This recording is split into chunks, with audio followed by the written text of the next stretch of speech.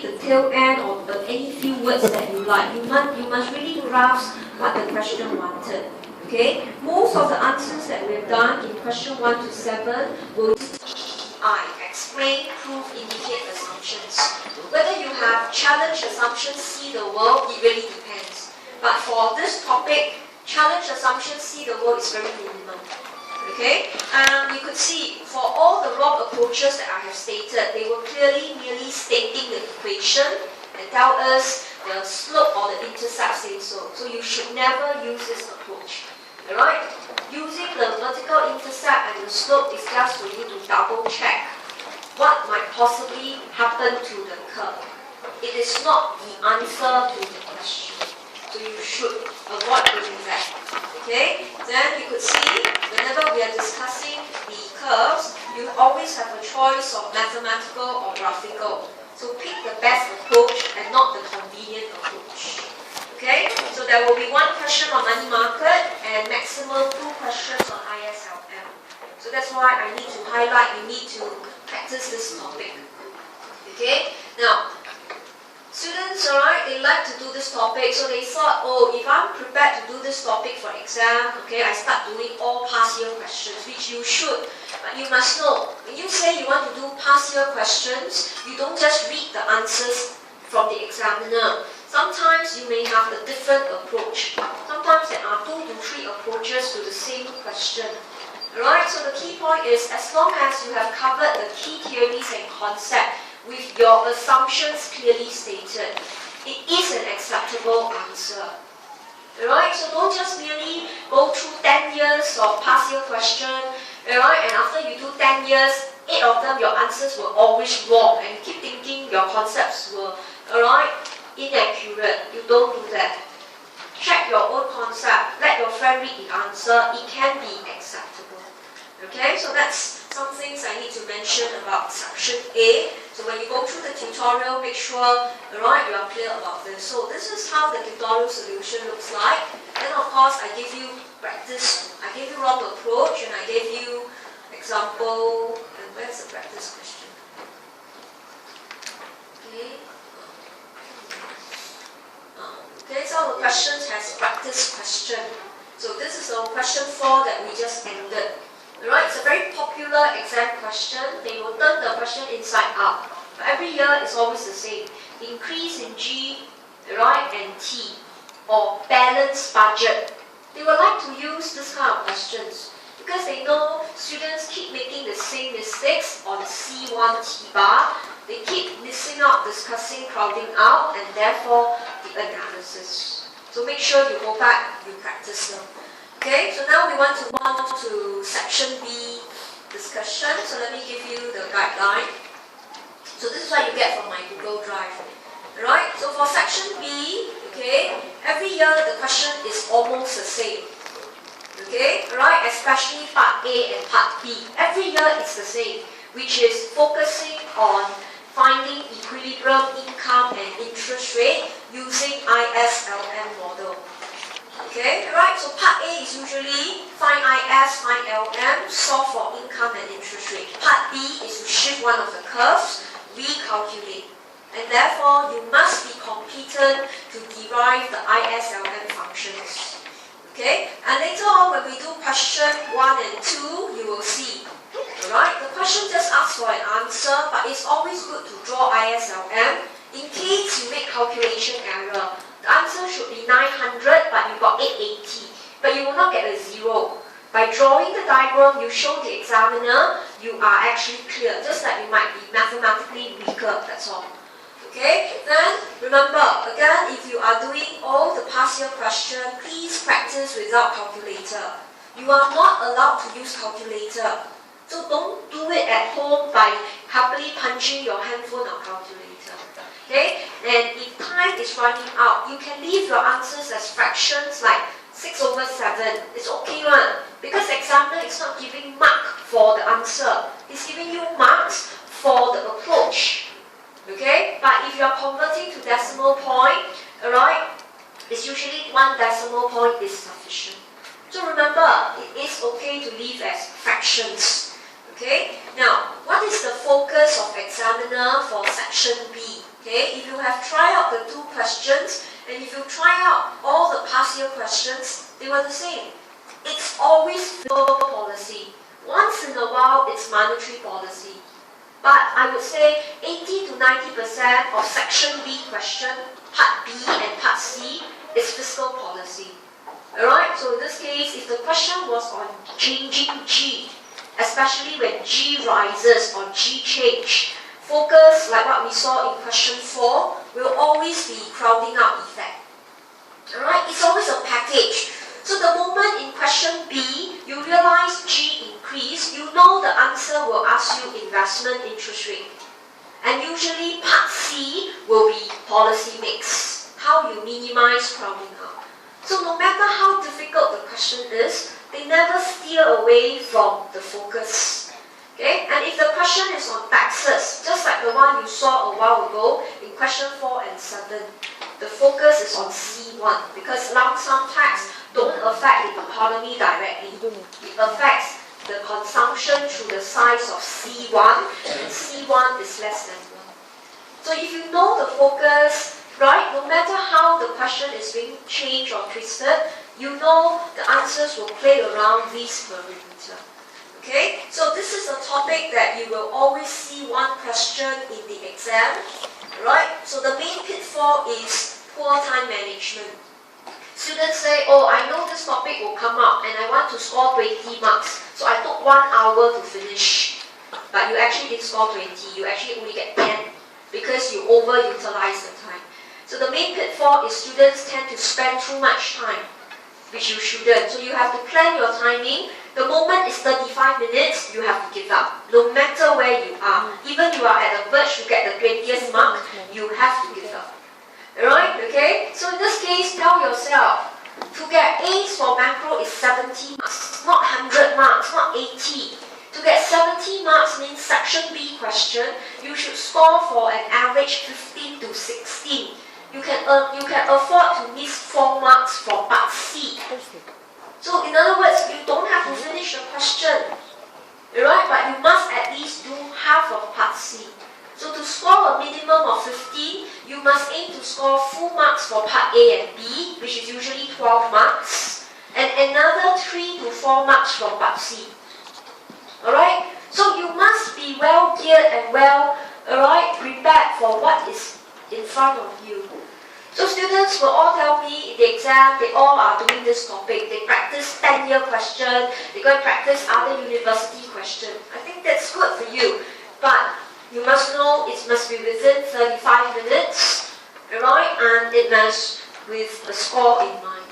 However, being able to score 15 marks doesn't guarantee you pass the exam. Alright, this topic itself cannot pass exam. This topic itself with Solo's role model might allow you to pass the exam. But it all depends on the question that very year and the marker. Okay, so these are some of the guidelines we would see for the discussion of section B. So let's look at the tutorial question. One very noticeable thing about questions on this topic is the entire question will never show you there is ISLM. You read through 10 times. The word ISLM will never appear. But how do you know it is ISLM? You read from this statement. Closed economy, fixed prices and wages. This tells you are using ISLM. Right? So it's kind of frightening when some students come and tell me the exam question didn't test closed economy at all. It won't happen. Right? It's not that it's not tested, but more so you actually didn't read the question yourself. So look at question 2. Same thing. If you have read through the entire question, the term ISLM didn't appear at all. But instead, look at the heading, closed economy with fixed prices. Right? So don't expect the examiner to say, use the ISLM model. Second thing you would know, the entire question will not ask you to construct ISLM. You have to do it yourself. It must be at the back of your fingertips. You know this is topic 5. You know you must construct ISLM to solve income and interest rate. Okay? Now, I deliberately picked case of it. Question 1 was a standard past year paper all the way to 2011 or 2010. Exam questions was like that, calculation in nature. Everything is with values. So students love to do this question. Okay? But from 2011 onwards, the question changed. The question was exactly the same with your functions, but instead of asking you to find equilibrium income, they ask you to find change in income. How do you find change in income? IS equals to LM, IS shifted, you get a new income. And what you do is you differentiate IS equals LM to get this function. So a lot of times when students solve this question, they say, hey, the question didn't ask me to find equilibrium income. The question asked me to find a multiplier. Right? Like you said, hey, I've never thought about this before, so I dropped the entire question. You shouldn't. Right? So I just want to highlight to you, as you are practicing this topic, don't put your bets that it's going to be fully calculation. In recent trend from part B and C, it will be more analytical. But if you can do up to 15 marks, you are very safe. Okay? So now let's look at question 1 first. It's not difficult. You're given all the functions. But what was tricky in this question, right, was primarily the taxes. Look at the tax function. Right? They gave you lump sum and proportional. 50 plus 0.25y. Right, so when we deal with long question, right, we do anticipate the question will be a little bit tricky. But look at part A and B. You are expected to score full marks. Look at part A. Explain the forms taken by C and I function. Depict the equilibrium. Government set interest rates. Show the output 1000. Calculate the deficit. The moment you saw equilibrium output, you must know IS equals LM. No matter what, the question must be IS LM, not IS alone. Okay, so let's look at how the answer will look like. So this is for my solution. So I don't want you to copy too much. Okay, go back, download. So this is 1 mark. Whenever they ask you to explain the forms of the function, simply just identify the coefficient. So in this case, C0 is the lump sum spending, $60.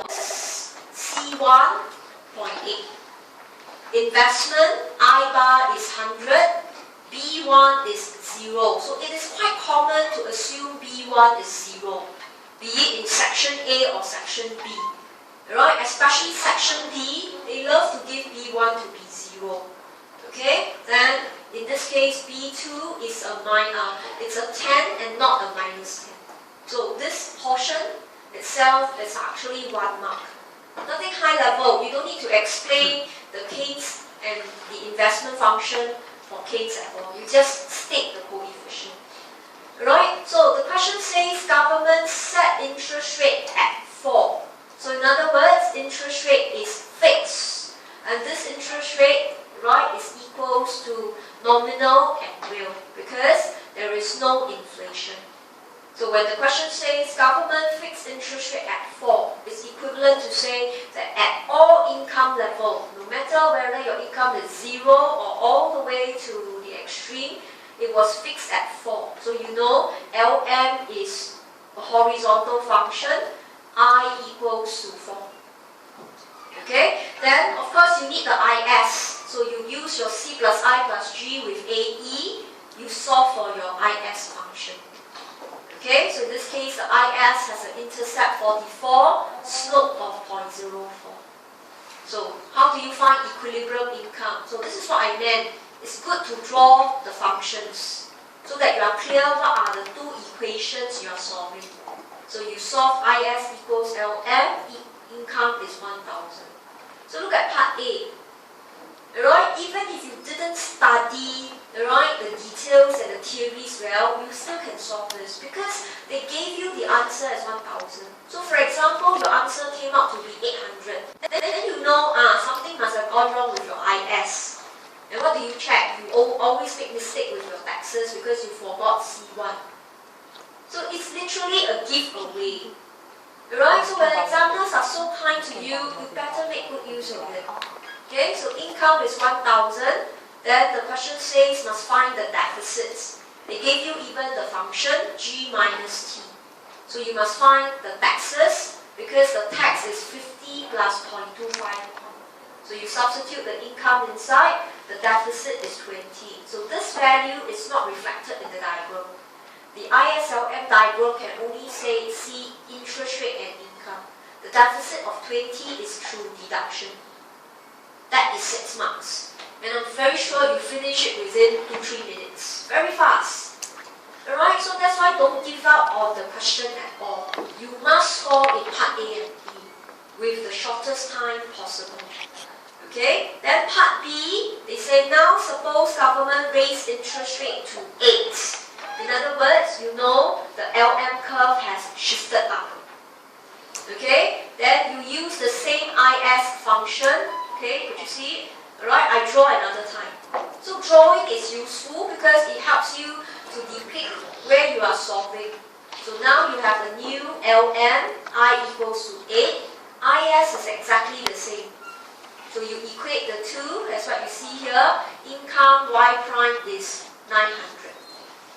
Okay, so you merely calculate. And intuitively, it makes sense that income drops because interest rate goes up, investment drops, income will drop.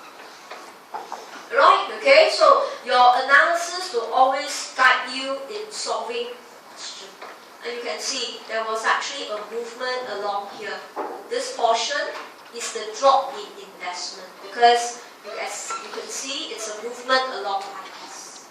Alright, then the question says recalculate the deficit. So you substitute your income 900.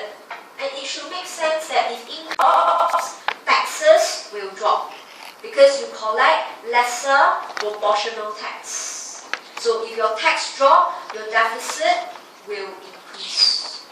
Another 6 marks. 12 marks in your pocket just like that. Alright, okay? Of course, this may look a little bit too easy for some. Okay, but imagine if this is the standard the examiner sets for part A and B. Then it tells you no matter what happens to part C, you can push yourself as far as possible. But you're not supposed to earn 20. You can just earn a 16 to 17 or an 18 and it's good enough. Okay? And it will also tell you if part A and B is so simple, part C must be a bit tricky already. Life in macro is never so easy. Everything is easy one. There's no such thing. If everything is easy, then passing mark is even lower. Alright, so don't think it that paper should be that easy. So that is part B. Alright, and we have explained why your deficit went up. Because you collect lesser proportional tax. Okay, so now let's look at part C. Part C seems to scare the hell out of you. But the question, if you look through, the examiner was more afraid that you don't understand the question that he tells you everything, even though you the answer already. The question says, same change in interest rate. Okay, but now suppose government is bound by a fiscal rule of 35, but my deficit was 45. So he even told you how to reduce the deficit. Raise the lump sum tax by the difference between the deficit, 45, and the limit, 35. So you're supposed to increase lump sum tax. In other words, you are shifting IS leftwards.